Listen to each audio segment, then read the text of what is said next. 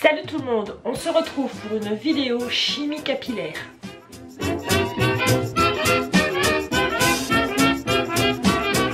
Vous le savez et vous le voyez, j'ai des mèches vertes qui commencent à ressembler à pas grand chose parce qu'elles se décolorent, donc ça fait un peu algue. Là on va dire au revoir le vert, on va dire bonjour le lilas. Mais pas sur toute la tête, bien sûr. Je vais toujours garder ma base noire brune. Dans un premier temps, ce que je vais faire, c'est que je vais faire mes racines parce que malheureusement, vu mon grand âge, n'est-ce pas, j'ai quelques cheveux blancs et il faut absolument que je fasse mes racines, sinon c'est pas joli du tout. Donc je vais faire tout simplement une crème colorante casting crème gloss juste sur les racines et je vous reviens après parce que ça c'est pas très intéressant à voir.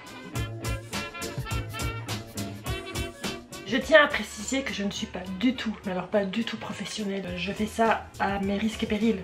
Si je me crame les cheveux, c'est entièrement de ma faute. Donc s'il vous plaît, si vous n'êtes pas sûr de vous, comme je ne suis pas du tout sûre de moi pour l'instant, ne le faites pas chez vous toute seule à la maison. Faites-vous aider, allez voir un professionnel. Je crois que c'est la meilleure des choses à faire, mais voilà, moi je connais plus ou moins la texture de mes cheveux, je sais qu'ils sont costauds et qu'il faut déjà que j'y aille pour les cramer et faire une grosse bêtise. Et que si vraiment je fais une grosse bêtise, j'ai un coiffeur adorable qui saura me rattraper ça. Coucou Romain. J'ai terminé de faire les racines, je vais les laisser poser pendant 20 minutes. Après je me rase les cheveux, je me les ressèche parce qu'il faut que je me décolore les mèches. Et c'est là que ça va être le plus intéressant pour vous et pour moi aussi parce que c'est la première fois que je le fais toute seule. Comme vous voyez, mes racines sont faites. Je viens de me ressécher les cheveux. Car oui, pour faire une décoloration, il faut le faire sur cheveux secs. J'ai certainement pas la bonne méthode. Alors j'essaie de délimiter comme je peux. Je ne sais pas ce que je fais. J'ai peur de décolorer des parties qui n'ont pas besoin d'être décolorées. Gros moment de doute. Ce que j'ai acheté, c'est un pot de poudre décolorante de la marque Kerasoin, 7,50 €. Elle m'a conseillé de prendre de l'oxydant crème 20 volumes, 1,98 €, 1,98 €. Et enfin j'ai pris une coloration Colourpop. Alors c'est déjà les Colourpop que je prenais pour faire mon vert. Là j'ai pris la couleur violet. Alors il y avait la couleur lavande comme je veux, mais je me suis dit que si je voulais faire des nuances de violet et de lavande, il faudra juste que je dilue avec de l'après-shampoing. C'est ce que je vais essayer de faire. Je suis ambitieuse, je sais. Préparation du décolorant. Comme je le disais au début de la vidéo, ne faites pas ça toute seule si vous n'en avez jamais fait comme je suis en train de le faire.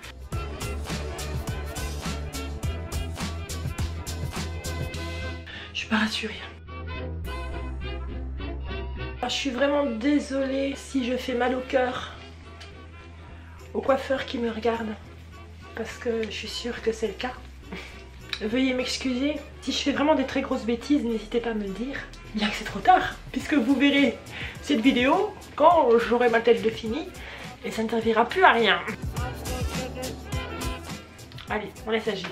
Voilà ce que ça donne après le premier temps de pause. Alors, c'est pas joli du tout. Je vais refaire une poudre décolorante et je vais refaire un petit temps de pause de 15 minutes.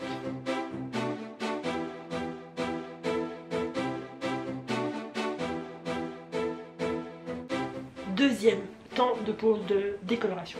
Et voilà ce que ça donne après 2 applications de décoloration. C'est pas très joli du tout. Là j'ai un peu les cheveux roux, là ils sont blonds, enfin voilà. On va tenter maintenant de poser du violet que je vais essayer de diluer un peu avec de l'après-shampoing parce que je veux pas un violet trop intense. Je prends de l'après-shampoing, n'importe quel. Et je vais mettre donc le Colourpop couleur violet et je vais en mettre petit à petit. Je sais pas du tout. Alors voilà ce que ça donne. On va appliquer et on verra bien. Si c'est trop foncé, ben tant pis. De toute façon, ça s'atténuera avec le temps. Et si c'est pas assez foncé, j'ai toujours la possibilité de recommencer, d'en refaire une seconde couche si on veut. Yeah. Alors je pense que ça va faire rose. Hein.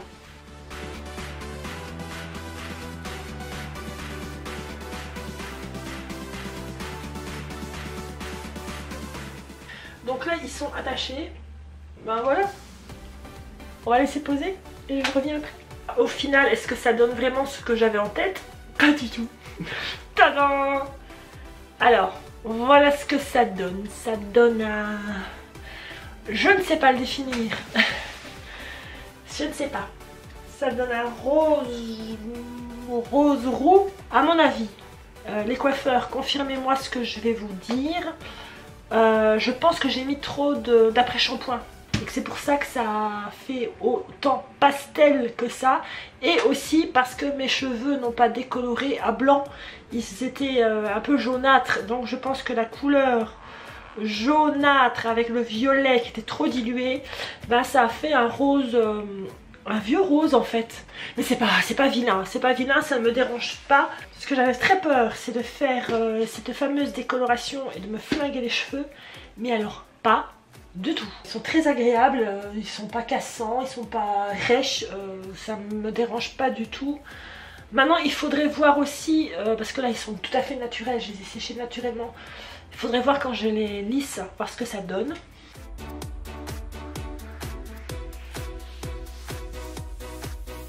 Si vous avez vraiment une couleur dans la tête que vous voulez faire, comme moi j'en avais une, à la base je voulais cette couleur là, vous voyez que c'était pas du tout ça, allez chez un coiffeur, il va vous la faire exactement comme ça. Moi j'ai pris le pari de le faire moi-même et voilà, mais au final je suis pas si déçue que ça et c'est pas si moche que ça. C'est conceptuel. Je vous fais de très gros bisous colorés et je vous dis à la prochaine. Ciao. Donc ça sert à lubrifier la foufounette. C'est un gel. On va essayer le gel de foufounette.